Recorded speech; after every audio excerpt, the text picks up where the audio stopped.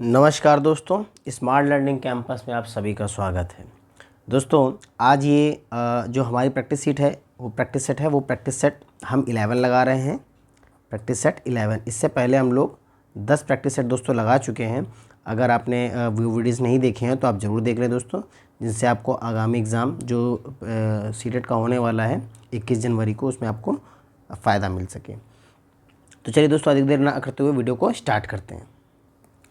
देखिए दोस्तों, हमारा पहला क्वेश्चन है, which of the following is a part of domain emotional development. Domain of emotional development, निम्न में से कौन सा संवेगात्मक विकास का हिस्सा है।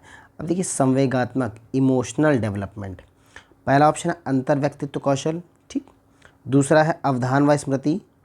तीसरा है शारीरिक प्रणाली की क्रिया। अब देखिए, शारीरिक प्रणाली क्रिया तो ये तो गलत है, क्योंकि जो इमोशनल डेवलपमेंट है वो जो शारीरिक डेवलपमेंट से तो रिलेटेड नहीं होगा, तो गलत हो गया बिल्कुल।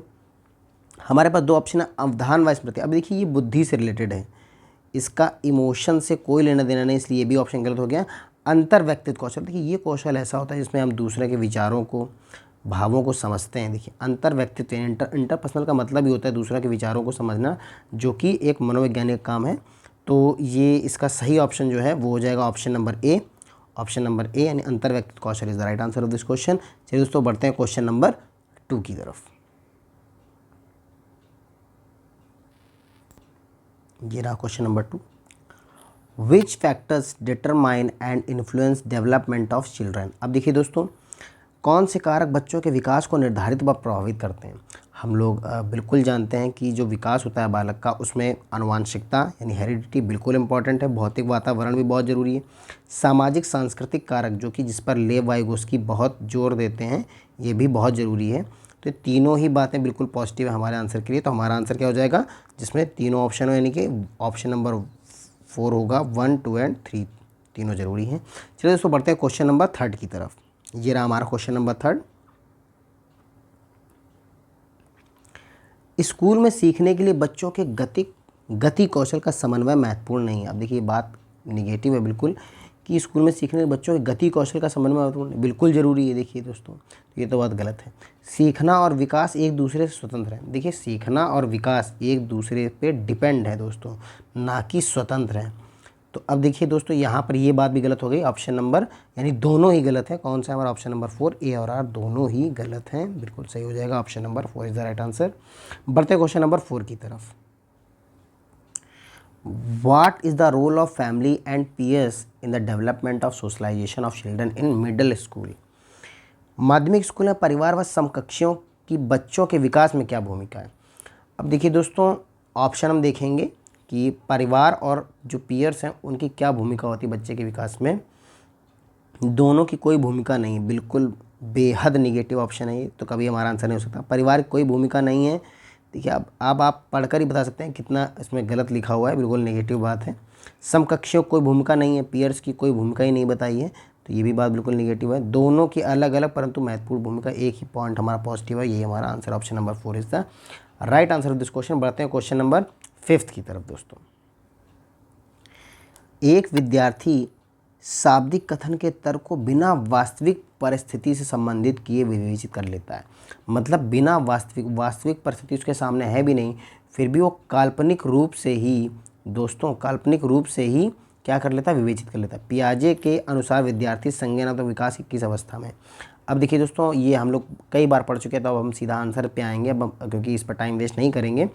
कि दोस्तों, वो काल्पनिक सीधे बात कर रहा है, तो काल्पनिक में जब तर्क करने लगता है, अमूर्त तर्क करने लगता है, तो बच्चों कौन सी अवस्था में होता है दोस्तों वो, तो वो होता है चौथी स्टेज, यानी कि जो है औपचारिक संक्रियात्मक अवस्था। Option number is the right answer of this question. बढ़ते हैं क्वेश्चन नंबर 5 की तरफ।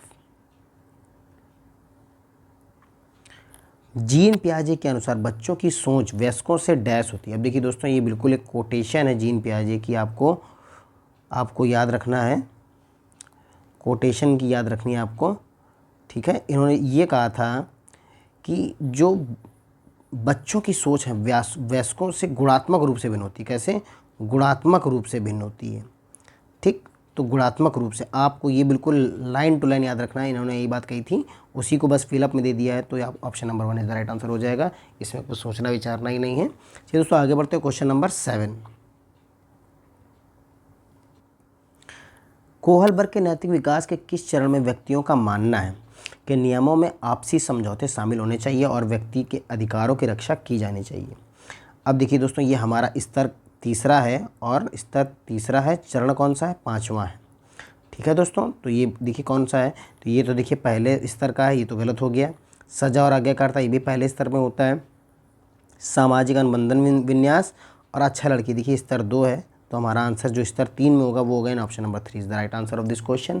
चलिए दोस्तों बढ़ते हैं क्वेश्चन नंबर 8 की तरफ। ले वाइगोस्की ने डैश सिद्धांत में प्रस्तावित किया कि सीखना ज्ञान के सह निर्माण की प्रक्रिया। अब देखिए दोस्तों, ले वाइगोस्की का जहाँ भी नाम आएगा हम पाड़, ठीक, इसके बाद सामाजिक सांस्कृतिक, जो उन्होंने टर्म्स दिए हम इनको ही ढूंढते हैं, सामाजिक सांस्कृतिक, सहयोग।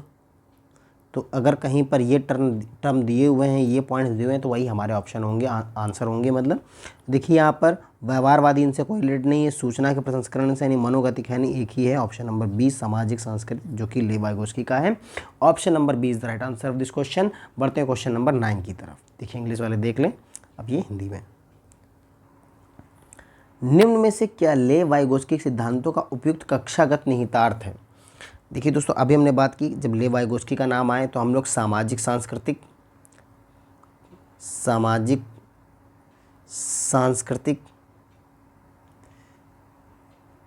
सहयोग, इसके अलावा सहयोग, ठीक, इसके अलावा पाड़, ठीक, अध्यापिका द्वारा मदद। अगर ये टर्म हम देखेंगे हमारे ऑप्शन में है तो बिल्कुल ले वाइगोस्की कथन के अनुसार हैं, तो हम ऑप्शन पढ़ेंगे। बच्चों से अपेक्षा रखनी चाहिए, तो गलत है बिल्कुल, कि वह पूर्ण रूप से खुद चीज़ों से की खोज कर पाए। देखिए ऐसा कुछ भी नहीं है, ले वाइगोस्की के अनुसार ऐसा कोई कथन नहीं कहा गया। बच्चों में वांछनीय व्यवहार को बढ़ावा देने के लिए उन्हें इनाम देने चाहिए, बिल्कुल नेगेटिव पॉइंट है। बच्चों में अवांछनीय व्यवहार कम करने के लिए सज़ा देनी चाहिए। बच्चों का सीखने में मार्गदर्शन व सहायता करनी चाहिए। देखिए दोस्तों बिल्कुल टैग लाइन है, टैग पॉइंट है हमारे लिए ले वाइगोस्की का, तो option number 4 is the right answer of this question. चलिए दोस्तों बढ़ते हैं क्वेश्चन नंबर 10 की तरफ। रोमा जसप्रीत को एक क्रॉसवर्ड पहेली सुलझाने में संकेत व इशारे देकर मदद करती है। जब तक जसप्रीत उसे करने में बेहतर ना हो जाए, रोमा का धीरे धीरे अपनी मदद कम करना निम्न में से किसका उदाहरण? देखिए दोस्तों, जब भी कोई अधिगम सहयोग के द्वारा होता है, अधिगम जब सहयोग के द्वारा होता है तो उसे कहा जाता है स्कैफोल्डिंग। क्या कहते हैं दोस्तों? स्कैफोल्डिंग। और दोस्तों ये टर्म जो दिया था वो दिया था हमारे लेव वाइगोस्की साहब ने। किसने? लेव वाइगोस्की साहब ने दिया था दोस्तों ये टर्म, जिसे पाड़ भी कहा जाता है। पाड़, मचान, ये सब टर्म उन्होंने दिए थे। तो हमारा क्या ऑप्शन हो जाएगा इसका? अनुकरण अधिगम है नहीं, बहुबुद्धि है नहीं, संज्ञानात्मक द्वंद्व है नहीं, ये है पाड़, यानी कि option number is the right answer of this question. दोस्तों बढ़ते हैं क्वेश्चन नंबर 11 की तरफ। ये रहा हमारा क्वेश्चन नंबर 11। एक प्रगतिशील कक्षा में शिक्षिका को होना चाहिए और बच्चों को नियंत्रण में रखना चाहिए। अब देखिए दोस्तों, ये बात जो नियंत्रण, बच्चों को नियंत्रण में रखना हमारे सीडीपी के लिए बिल्कुल निगेटिव पॉइंट है, क्योंकि देखिए हमें बच्चे पर नियंत्रण नहीं बल्कि बच्चे को स्वतंत्र रखना है। ठीक है, हमारी मनोविज्ञान का ये मानना है कि बच्चा पूरी तरह स्वतंत्र होना चाहिए। तो अगर यहाँ पे हम रख देंगे बच्चों को नियंत्रण में रखना चाहिए अध्यापक को, तो ये बिल्कुल निगेटिव पॉइंट है, ये निगेटिव है। तर्क क्या है? बच्चे तभी सीखते हैं जब शिक्षक उन पर पूर्ण रूप से नियंत्रण रखते हैं। अब देखिए दोस्तों, ये भी निगेटिव पॉइंट है। पूर्ण नियंत्रण तो बिल्कुल ही गलत है, नियंत्रण ही गलत होता तो फिर यहाँ पूर्ण नियंत्रण आ गए तो बिल्कुल ही गलत हो जाएगा। तो हमारा ऑप्शन क्या हो जाएगा कि दोनों गलत है, यानी ऑप्शन नंबर 4 हमारा सही हो जाएगा। ए और आर दोनों गलत है, option number 4 is the right answer. चलिए दोस्तों बढ़ते हैं क्वेश्चन नंबर 12 की तरफ। डैश वाले व्यक्ति अपने पूर्व ज्ञान के आधार पर संबंध बनाने में सक्षम होते हैं और विचारों के बीच वर्गीकरण, पैटर्निंग और संबंधों को गहराई से देख पाते हैं। अब देखिए दोस्तों, यहाँ पर कौन सी बुद्धि, यानी हार्वर्ड गार्डनर की कौन सी बुद्धि इस कथन को बता रही है? तो देखिए पहला तर्कगणितीय बुद्धि, शारीरिक गतिक संवेदनात्मक बुद्धि, अंतर्व्यक्तित्व और भाषाई बुद्धि। कि दोस्तों भाषाई बुद्धि मैंने आपको बताया था, वे लोग आते हैं जो भाषा को बहुत जोर देते हैं, जैसे कि अध्यापक, ठीक, इनकी भाषा बहुत महत्व करती है। और वकील, तो ये सब आ जाएंगे भाषाई बुद्धि में। वकील दोस्तों, वकील। अंतर व्यक्तित्व बुद्धि में आ जाएंगे दोस्तों जो दूसरे विचारों को समझ लेते हैं। शारीरिक गतिविधि में खिलाड़ी वगैरह आते हैं। लेकिन देखिए यहाँ पर आ रहा पैटर्निंग, हम इस पॉइंट से रिलेट करेंगे। पैटर्निंग आएगा आपका जब हम लोग तर्क करते हैं तब किसी पैटर्न का पता कर पाते हैं। तो इस पॉइंट से आप पता कर सकते हैं किस बुद्धि की बात कर रही है, वो तर्क गणितीय बुद्धि की बात की जा रही है। दोस्तों ऑप्शन नंबर 1 हमारा बिल्कुल सही हो जाएगा। चलिए बढ़ते हैं क्वेश्चन नंबर 13 की तरफ। ये रहा इंग्लिश का क्वेश्चन और ये बढ़ते हैं हिंदी की तरफ। सह शिक्षा में कक्षा में लड़कों के लिए एक शिक्षक की टिप्पणी क्या कह रहे हैं वो, बहादुर बनो और लड़कियों की तरह कमज़ोर व्यवहार मत करो। किसको बढ़ावा देगा? अब देखिए दोस्तों किसको बढ़ावा देगा, तो देखिए यहाँ पर ये क्वेश्चन बहुत ही बिल्कुल इम्पॉर्टेंट है ये क्वेश्चन, कि यहाँ से क्वेश्चन आना ही है, जो कि है जेंडर रूढ़िवादिता। ठीक, यहाँ से क्वेश्चन ज़रूर आता है। अब इस तरह कथन बोले जाते हैं जो कि प्राचीन परंपरा से चले आ रहे हैं और आगे भी, जबकि आज के अब मॉडर्न समय में इसका बिल्कुल कटाक्ष किया जा रहा है। तो ये बहादुर बनो लड़कियों की तरह कमज़ोर व्यवहार मत करो, तो ये बिल्कुल जेंडर रूढ़िवादिता को बढ़ावा दे रहा है। तो ऑप्शन नंबर क्या हो जाएगा? Option number 2 is the right answer of this question. चलिए दोस्तों बढ़ते हैं क्वेश्चन नंबर 14 की तरफ। निम्न में से कौन सतत एवं समग्र मूल्यांकन के अभिलक्षण है? अब देखिए दोस्तों कौन सतत और समग्र मूल्यांकन का लक्षण है, ऑप्शन हम पढ़ेंगे। इसका प्राथमिक उद्देश्य विद्यार्थियों का पृथक्करण व नामीकरण। देखिए ये पृथक्करण और नामीकरण बिल्कुल नेगेटिव पॉइंट है हमारे ऑप्शन के लिए, तो ये तो आंसर हमारा हो ही नहीं सकता दोस्तों, बिल्कुल गलत है ये। दूसरा, यह शिक्षकों को अपने शिक्षा शास्त्र पर मदद करने के अवसर देता है। बिल्कुल पॉजिटिव है, ये नहीं, बात सही है, ऑप्शन नंबर 2 ठीक है। यह मूल्यांकन को सीखने का हिस्सा मानता है। यस, बिल्कुल सही बात है। यह डर और चिंता पैदा करके सीखने बढ़ाता है। नहीं, ऐसा बिल्कुल नहीं है, तो बिल्कुल निगेटिव है, यानी हमारे 2 ही पॉइंट बिल्कुल सही हैं, सेकंड और थर्ड। तो सेकंड और थर्ड देखिए एक ही ऑप्शन हमारा, तो ये सेकंड और थर्ड सही हो जाएगा। चलिए दोस्तों बढ़ते हैं क्वेश्चन नंबर 15 की तरफ। ये रहा क्वेश्चन नंबर 15। निम्नलिखित में से कौन सा प्रश्न समालोचनात्मक चिंतन को बढ़ावा देता है बजाय कि सूचनाओं के मात्र प्रत्यास्मरण को? अब देखिए दोस्तों यहाँ पर जिस प्रश्न से समालोचन चिंतन को बढ़ावा मिलता है वो प्रश्न ऐसा होगा जिसमें बच्चा अपना दिमाग लगाएगा। ठीक है, तो अब पहला ऑप्शन, आखिरी जनगणना किस वर्ष में हुई थी? देखिए दोस्तों इसका एक शब्द का आंसर होगा, तो इससे समालोचनात्मक चिंतन तो नहीं होगा, तो गलत हो गया। महात्मा गांधी का जन्म कहाँ हुआ था? एक वर्ड का क्वेश्चन है, तो ये भी हमारा आंसर नहीं हो सकता। समालोचनात्मक चिंतन को बढ़ावा नहीं मिल सकता इस बात से भी। भारत के प्रथम राष्ट्रपति कौन थे? अब देखिए दोस्तों ये भी बिल्कुल एक वर्ड का क्वेश्चन, तो इसे समालोचना चिंतन को बढ़ावा नहीं मिलेगा। तो एक ही ऑप्शन है, वो है समाज में लोकतांत्रिक आदर्शों को बढ़ावा कैसे दिया जा सकता है। अब इसका आंसर निकालने के लिए बच्चा अपनी बुद्धि का यूज़ करेगा और उसकी समालोचनात्मक चिंतन को बढ़ावा मिलेगा। Option number 4 is the right answer of this question. बढ़ते हैं क्वेश्चन नंबर 16 की तरफ। वंचित समूहों के विद्यार्थियों के समावेशन को सफल बनाने के लिए शिक्षकों को अलग अलग प्रकार की गतिविधियों के माध्यम से उनकी संस्कृति के विभिन्न पहलुओं को शामिल करना चाहिए। बिल्कुल पॉजिटिव बात है ये तो। उन्हें सांस्कृतिक गतिविधियों में भाग लेने के लिए हतोत्साहित करना चाहिए। देखिए नेगेटिव हो गया और यहीं से ये ऑप्शन गलत हो गया। उन्हें सांस्कृतिक गतिविधियों में भाग लेने के लिए प्रोत्साहित करना चाहिए परंतु पढ़ाई पर नहीं। अरे ये तो बिल्कुल नेगेटिव पॉइंट है। प्यार से उनके माता पिता को उन्हें घर पर ट्यूशन पढ़ाने कहना चाहिए। देखिए ये तो बिल्कुल नेगेटिव बात है। एक ही पॉजिटिव पॉइंट है, वो ऑप्शन नंबर 1 हमारा ऑप्शन राइट हो गया। चलिए दोस्तों बढ़ते हैं क्वेश्चन नंबर 17 की तरफ। क्वेश्चन नंबर 17 है दोस्तों, अगर आपको वीडियो हमारा अच्छा लग रहा हो तो चैनल को ज़रूर सब्सक्राइब करें और वीडियो को लाइक ज़रूर कर दें दोस्तों। आपके एक लाइक से हमें बहुत मनोबल मिलता है कि हम आगे और वीडियोस आपके लिए अच्छी लाएँ। तो चलिए दोस्तों अगला क्वेश्चन है हमारा, समावेशी शिक्षा की प्रमुख शिक्षा शास्त्रीय रणनीति क्या है? अब देखिए दोस्तों प्रमुख शिक्षा शास्त्रीय रणनीति क्या है, तो पहले नामीकरण तो हमें करना नहीं है, नकारात्मक भेदभाव करना नहीं है, पृथक्करण बिल्कुल नेगेटिव है, एक ही ऑप्शन बचता है वो है सहयोग। Option number 1 is the right. तो चलिए दोस्तों बढ़ते हैं क्वेश्चन नंबर 18 की तरफ। ये रहा क्वेश्चन नंबर 18। एक शिक्षक को वंचित समूहों के विद्यार्थियों के समावेशन के लिए क्या करना चाहिए? देखिए दोस्तों बिल्कुल इजी क्वेश्चन पूछे जा रहे हैं आपसे। अगर आपने ये प्रैक्टिस सेट ही देख ली तो आप आसानी से सारे आंसर सॉल्व कर पाएंगे। ऑप्शन देखते हैं। देखिए एक ऐसी कक्षा नीति का निर्माण करना चाहिए जहाँ पर व्यक्तिगत भिन्नताओं को स्वीकारा जाए बिल्कुल और प्रत्येक बच्चे को महत्व दिया जाए। बिल्कुल पॉजिटिव पॉइंट है, यानी पहला पॉइंट हमारा पॉजिटिव है। बच्चों की शैक्षणिक क्षमताओं को पहचान करके उन क्षमताओं वाले बच्चों के समूह बनाया जाए। देखिए क्षमता के आधार पर कोई समूह नहीं बनाना है, बिल्कुल गलत हो गया। बच्चों को उनकी जाति के आधार पर अलग अलग समूह में बांटा जाए, बिल्कुल गलत है ये।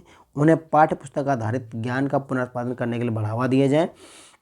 भले ही वह उनके लिए अर्थ ही ना, देखिए ये भी नेगेटिव पॉइंट है, एक ही पॉजिटिव है, वो है ऑप्शन नंबर 1, यही हमारा आंसर है। चलिए दोस्तों बढ़ते हैं क्वेश्चन नंबर 19 की तरफ। ये रहा क्वेश्चन नंबर 19।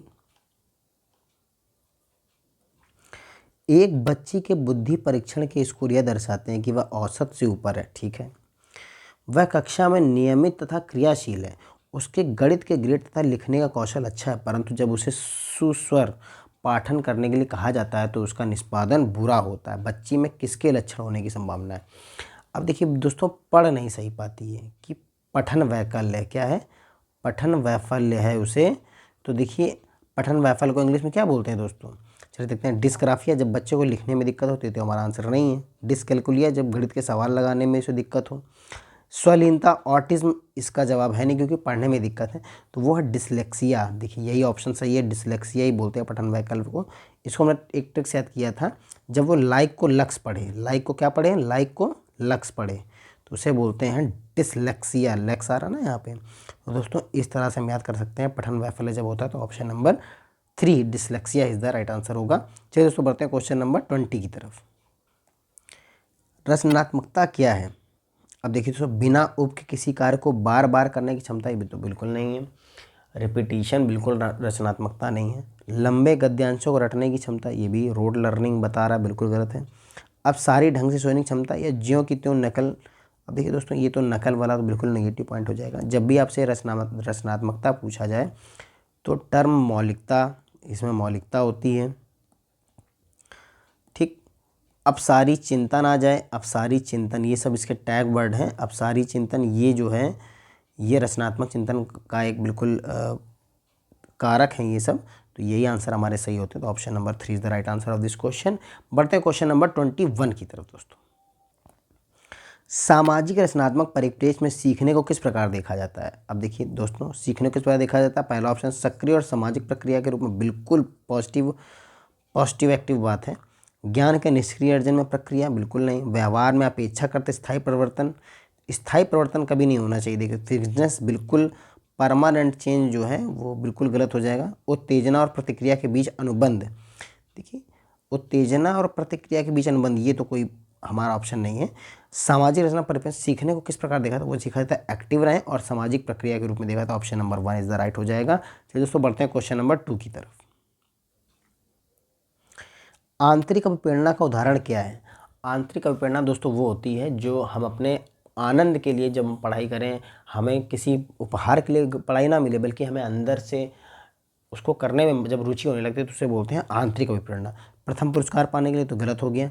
अपनी उत्सुकता की संतुष्टि के लिए सीखना, बिल्कुल बात सही कही गई, पॉजिटिव कही गई है। सराहना पाने के लिए काम पूरा करना, देखिए ये बाहरी चीज़ें जो हैं वो हमें बिल्कुल इफेक्ट नहीं कर सकती इसके लिए। साइकिल पाने के लिए प्रथम आना, नहीं, बिल्कुल गलत है, एक ही ऑप्शन है। अपनी उत्सुकता की संतुष्टि के लिए सीखना, यही आंतरिक अभिप्रेरणा है दोस्तों। चलिए दोस्तों बढ़ते क्वेश्चन नंबर 23 की तरफ।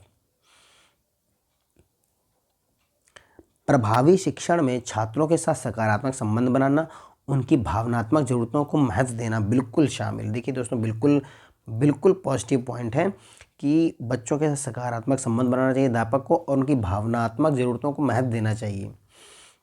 भावनाएं और सीखना परस्पर संबंधित, यस बिल्कुल संबंधित। भावनाएं और सीखना बिल्कुल एक दूसरे से संबंधित हैं, तो दोनों पॉइंट सही है और बिल्कुल कथन का तर्क बिल्कुल सही है, तो ऑप्शन नंबर ए सही हो जाएगा। ए और आर दोनों सही है, कथन सही व्याख्या कर। चलिए दोस्तों बढ़ते हैं क्वेश्चन नंबर 24 की तरफ। महारत उन्मुखी विद्यालय, मास्टरी ओरिएंटेड लर्नर्स जो होते हैं, सीखने के लिए लक्ष्य तय करते हैं, बिल्कुल पॉजिटिव पॉइंट है। मानते हैं कि क्षमता स्थिर, देखिए कोई चीज़ स्थिर फिक्स जो है वो बिल्कुल निगेटिव है यहाँ पर। बहुत ही आसान लक्ष्य करते हैं या कोई लक्ष्य तय नहीं करते, बिंदु नेगेटिव पॉइंट हो गया। महारत उन्मुखी है तो अपने सीखने को सुसाध्य करने के लिए दूसरों की सहायता मदद देते हैं, यस बिल्कुल सही बात है। तो ऑप्शन 1 और 4 ही बिल्कुल सही है। किसमें है? तो वह ऑप्शन नंबर 3, यानी कि 1 और 4, option number 3 is the right answer. बढ़ते हैं क्वेश्चन नंबर 25 की तरफ। बच्चों द्वारा प्रश्न पूछने के लिए बच्चों को नज़रअंदाज करना चाहिए, बिल्कुल गलत है। उन्हें सज़ा देनी चाहिए, नहीं। को अनुमति देनी चाहिए, देखिए क्या अनुमति दी जानी चाहिए या प्रोत्साहित किया जाना। अब देखिए अनुमति नहीं, उनके ऊपर प्रोत्साहित और बढ़ावा देना चाहिए, तो ऑप्शन नंबर 4 सही हो जाएगा। चलिए दोस्तों बढ़ते हैं क्वेश्चन नंबर 26 की तरफ। बहुत ही ईजी आज का सेट है, बहुत ही सिंपल सेट है दोस्तों। विद्यार्थी प्रभावी तरीके से सीखते हैं जब शिक्षक उनसे किसी प्रकार की अपेक्षाएं नहीं रखते। ये तो शिक्षक को हमेशा विद्यार्थी से बहुत अपेक्षाएं रहती हैं, तो ऐसा तो ये तो बिल्कुल नेगेटिव हो गया। उनसे बहुत कम स्तर की अपेक्षाएं रखते हैं, देखिए ऐसा भी नहीं है। उन्हें किसी तरह की स्वायत्तता प्रदान नहीं करते। अब देखिए दोस्तों, प्रभावी तरीके से तब सीखते हैं, ऐसा तो ये तो नेगेटिव पॉइंट हो गया इस उद्देश्य से। तो खोज अधिगम द्वारा अन्वेषण की प्रक्रियाओं पर ध्यान दें। देखिए जब आप ऑप्शन पढ़ेंगे खुद ही दोस्तों आपको पता चल जाएगा कि कौन सी बात पॉजिटिव है और कौन सी निगेटिव है। आपको जो सबसे ज़्यादा पॉजिटिव बात लगी उसी को ऑप्शन रखना है अपना। Option number 4 is the right answer. चलिए दोस्तों बढ़ते हैं क्वेश्चन नंबर 27 की तरफ। ये देखिए दोस्तों, क्वेश्चन नंबर 27, शिक्षण अधिगम प्रक्रिया के दौरान शिक्षक द्वारा बच्चों को लगातार नया अन्वेषण, खेल और विभिन्न व्यवहारिक गतिविधियों के माध्यम से नया ज्ञान सर्जन के लिए प्रोत्साहित किया जाता है। यह उदाहरण है एक प्रगतिशील कक्षा का जिसमें बच्चों को करके सीखने का अवसर व उनकी सक्रिय भागीदारी। बिल्कुल यही बात है, ये तो बिल्कुल ही पॉजिटिव है। परंपरागत कक्षा जिसमें शिक्षण अधिगम प्रक्रिया में शिक्षक की सक्रिय भागीदारी नहीं, शिक्षक की नहीं बच्चों की भी सक्रिय भागीदारी है, तो ये पॉजिटिव नहीं बल्कि निगेटिव पॉइंट है। शिक्षक की सक्रिय भागीदारी से हमें नहीं कोई मतलब है। एक ऐसी कक्षा जिसमें शिक्षक किताबी ज्ञान से अलग हटकर बाल केंद्रित विद्यार्थियों के अधिगम कराने का महत्व देता है। यस बिल्कुल, केवल सब्जेक्ट ओरिएंटेड ही नहीं रहना है, हमें चाइल्ड ओरिएंटेड टीचिंग करनी है, तो ये बात बिल्कुल सही है। एक ऐसी कक्षा जिसमें शिक्षक को अधिगम कराने के अन्य तरीकों की जानकारी नहीं है, ये तो निगेटिव है। यानी दो ही जो पॉइंट पॉजिटिव है वो ऑप्शन नंबर 1 और 3, यानी ऑप्शन नंबर 1 हमारा राइट आंसर हो जाएगा। 1 और 3 option number 1 is the right answer. चलिए दोस्तों बढ़ते हैं क्वेश्चन नंबर 28 की तरफ। ये रहा क्वेश्चन नंबर 28। शिक्षार्थियों के विविध प्रकार के समूह को पढ़ाते समय शिक्षक को उनके सामाजिक और सांस्कृतिक संदर्भ के बारे में किसी भी तरह चर्चा नहीं करना चाहिए। देखिए ये तो बिल्कुल निगेटिव बात है, हमें तो उनके सामाजिक सांस्कृतिक विषय की चर्चा बिल्कुल करनी चाहिए, ठीक है, क्योंकि हमें बच्चों के अनुभव से ही उनको पढ़ाना है। लेकिन यहाँ तो बिल्कुल मना कर दिया, तो बात निगेटिव हो गई और ये गलत बात है बिल्कुल। सामाजिक और सांस्कृतिक संदर्भ अधिगम में किसी भी प्रकार की भूमिका नहीं निभाती। देखिए कितनी निगेटिव बात कही गई, इसमें भी दोनों पॉइंट निगेटिव है, यानी हमारा आंसर क्या हो जाएगा, ए और आर दोनों ही गलत है। Option number 4 is the right answer. चलिए दोस्तों बढ़ते हैं क्वेश्चन नंबर 29 की तरफ। छात्रों के बीच गहरी संप्रत्यात्मक समझ को विकसित करने के लिए शिक्षक को अवधारणाओं को याद करने पर जोर देना चाहिए, ध्यान देना चाहिए, तो बिल्कुल नेगेटिव पॉइंट है। प्रत्यक्ष निर्देश के तरीकों का उपयोग करना चाहिए, प्रत्यक्ष निर्देश के तरीकों का अच्छा चलिए देखते हैं। संसाधन के लिए प्रावधान करना चाहिए जिससे करके सीखने को प्रोत्साहित किया जाए। अब देखिए इससे ये बहुत पॉजिटिव पॉइंट है, करके सीखना। नई एजुकेशन पॉलिसी इस पर बहुत जोर देती है। मौखिक प्रस्तुतिकरण करना चाहिए और बच्चों को प्रश्न पूछने के लिए हतोत्साहित करना चाहिए। देखिए तो निगेटिव पॉइंट है, यानी सबसे ज़्यादा पॉजिटिव अगर कोई पॉइंट है तो वो ऑप्शन नंबर 3 यही इस क्वेश्चन का सही जवाब है। चलिए दोस्तों बढ़ते हैं आज के हमारे होमवर्क की तरफ। ये रहा दोस्तों आज आपका होमवर्क। इसे आप कमेंट बॉक्स में इसका आंसर देंगे दोस्तों, इसका आंसर आप कमेंट बॉक्स में देंगे। और कैसी लगी आपको वीडियो जरूर दोस्तों ज़रूर बताइएगा। अब समय हो गया है हमारे पिछले सेशन के जो होमवर्क था उसका आंसर देने का। दोस्तों ये क्वेश्चन था हमारा लास्ट प्रैक्टिस सेट 10 का होमवर्क का। विद्यालय में